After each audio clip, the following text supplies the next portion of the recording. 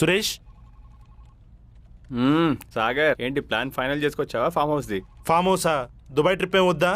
నేను ఫస్ట్ నుంచి అనుకుంటూనే ఉన్నా, ఆఫీస్లో ఉన్న క్వాలిఫైడ్ స్టాఫ్ని కాదని నిన్ను టీం లీడర్గా పెట్టినప్పుడే పెద్ద బొక్క పెడతావని.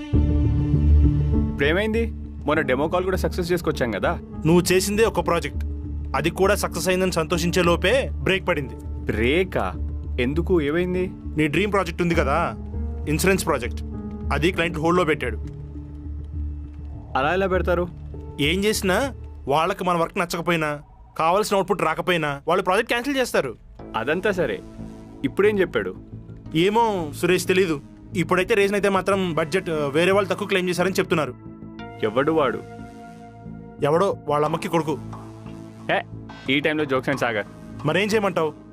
ఈ ప్రాజెక్ట్ సక్సెస్ అయితే నాకన్నా నీకే ఎక్కువ బెనిఫిట్స్ వస్తాయి. అసలు నేను నీ మీద ఎంత ఎక్స్పెక్టేషన్స్ పెట్టినానో తెలుసా?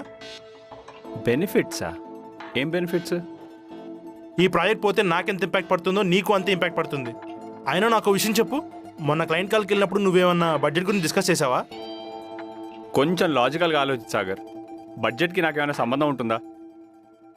అయినా నాకు నీ మీద డౌట్. అరే సక్సెస్ చేసుకొచ్చిన దానికి కూడా డౌట్ అనకు. అయినా నా మీద ఎందుకు అరుస్తున్నావు నువ్వు వచ్చి?